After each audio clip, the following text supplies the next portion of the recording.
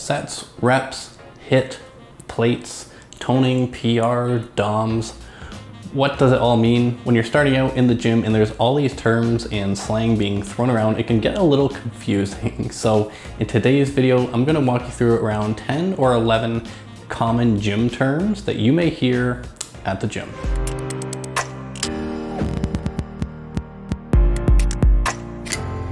What's going on, everyone, and welcome back to the channel. Today I'm going over all of the gym terms and slang that you may hear at the gym so that way you don't get confused. And if you're new here and you're new to my channel and my videos, my name's Aaron. I'm an online fat loss coach. I help people lose weight and get strong. I currently put out about one video per week, so if you want to keep getting updates for all my new videos, make sure to hit the subscribe button down below. So in total, I'm going to be covering around 11 different gym terms today. Most of them are common ones that you may hear in the gym, and a lot of them are just abbreviations of different words. So if you find you're getting a little confused with different terms being thrown around, or if someone says, hey, I hit a PR and you have no idea what a PR is, then this video is going to be very helpful for you. So with this out of the way, let's get into today's video. So for our first one, we're actually going to cover two at the same time because it's going to make a world of a difference and make it a lot easier to explain. So we're going to cover sets and reps first. So you'll probably hear people say, oh, I have 3 sets of 12 reps on a chest press machine or something. And sometimes it can get a little confusing of like, okay, what's a rep and what is a set? And these two go hand in hand. So a set is the number of rounds that you're going to be performing in exercise.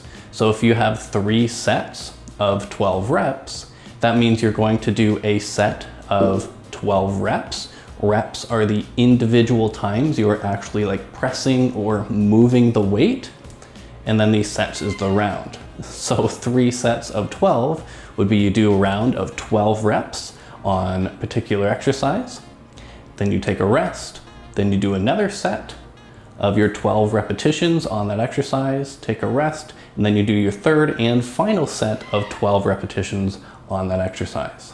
So our next one is drop set. What is a drop set? So it's basically just what the name is. You're dropping down in sets to a lighter and lighter weight. So a good example, let's say if we have 2 different weights, and I'll have a video of 2 exercises, so I only have 2 different weights at home, so it'll be very easy to demonstrate. So a drop set is basically very minimal rest. You do a set of your reps at a heavy weight, and then as soon as you're fatigued or complete your number of reps, you move on to a lighter weight of the exact same exercise and try to get either a certain number of reps or as many reps as you can. So a drop set is just starting at a higher weight, or like a heavy weight, and then once you can't do any more reps, or you hit your rep range, then you drop right down to a lighter weight. And oftentimes if you could do a triple drop set, which is just dropping again. So instead of dropping once, you'll drop 2 times, so in total you do 3. So a drop set is just dropping down the weight each time with no rest in between. So our next one is a superset. A superset or a triset or a circuit all kind of go together, and you'll probably hear a lot of these kind of mixed together. So a superset is just 2 exercises back to back, whereas a drop set, it was 2 sets of the exact same exercise back to back. A superset is 2 different exercises back to back. So a superset would be you do a goblet squat for your certain number of repetitions, and then right after you do a shoulder press for a certain number of repetitions, and then you take a rest, and then the next set you restart back over at the squats and then the shoulder press.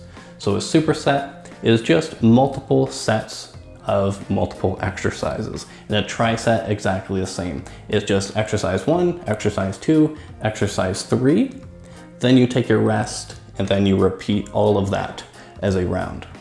Our next one is tempo, and this is quite similar to the name, and it's just the pace of the exercise. So a fast tempo is just performing an exercise quickly, and a slow tempo is doing the exercise slower. So tempo is the rate at which you go down with the movement, the rate at which you pause at the bottom, and how fast you actually lift the weight.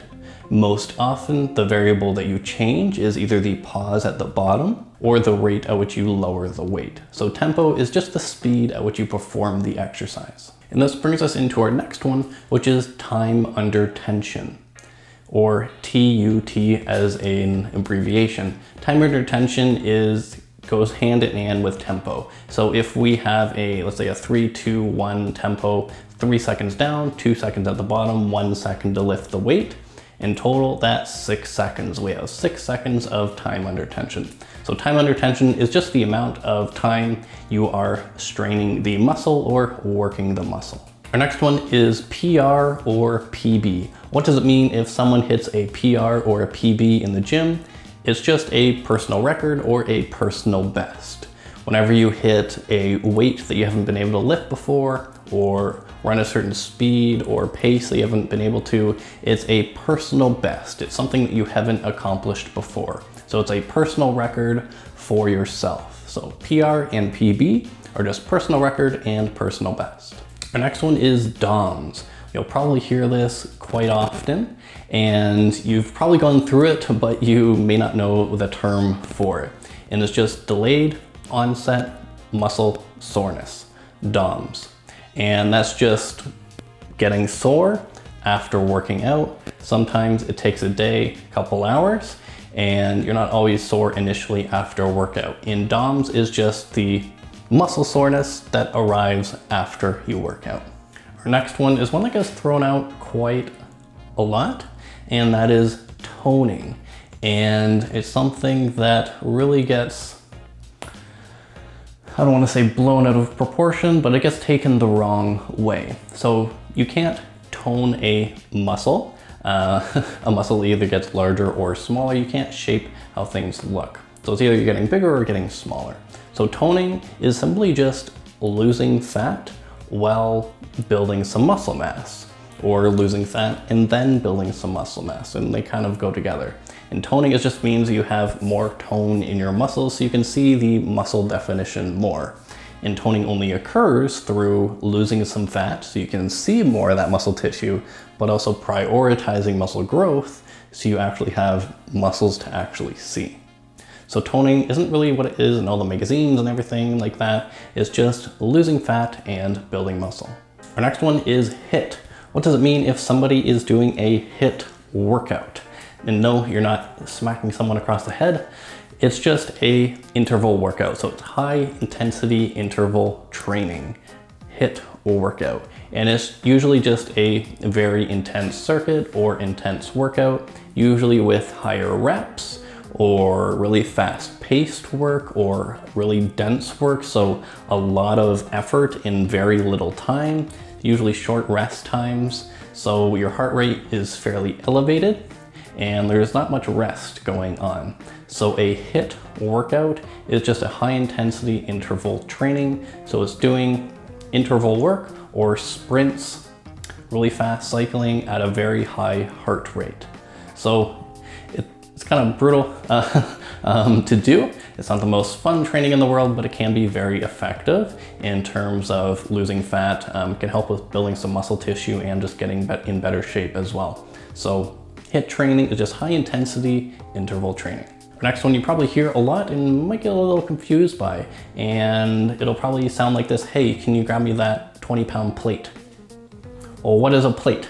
A plate is just a weight plate. It's just a circle. So a plate is just a weight. It's just the circular, or sometimes it's like an octagon kind of thing at some gyms, and it's just a weight. It's the circular weight that you put on a barbell. Which that brings us to our next one. We have barbells and dumbbells and kettlebells. We have different implements that we can lift. So a barbell is a longer bar. It's the larger one. You'll usually see people squat with it, and that's what you put plates on. So to make the barbell heavier, you have to put weights on each side. Typically a barbell is around 45 pounds or about 20 kilos. Now a dumbbell is basically like a handheld version of a barbell. It's the smaller ones, probably about this big. You can hang onto it with your hand, and then there's usually a weight on one side and a weight on the other side. So essentially a barbell is a two-handed version of a weight, and then a dumbbell is a one-handed version. And a kettlebell is similar to a dumbbell, but it's just shaped differently, and you can do a lot of different exercises on it. It kind of looks sort of like a kettle, not quite, but a little different than a dumbbell. They can be used alongside dumbbells for a lot of exercises. There are some specialty exercises like kettlebell swings or snatches, different exercises like that, which you can do with a kettlebell. If you're a beginner, I wouldn't recommend doing those yet, and you can easily build up to those in the future. So those were all of the gym terms I wanted to cover, and hopefully that gives you a good base for going to the gym. Make sure you write these down so that way you don't get confused. Once you hear them once and see them visually, they're easy to understand, and now you can be confident and know your way around the gym and know how to read a program when you go to the gym. And if there are any that I happen to miss or ones that you commonly hear, let me know down in the comments, and I'd love to hear if I missed any that are commonly thrown around. So thanks for watching today's video. I appreciate all of you, and I'll see you guys next time.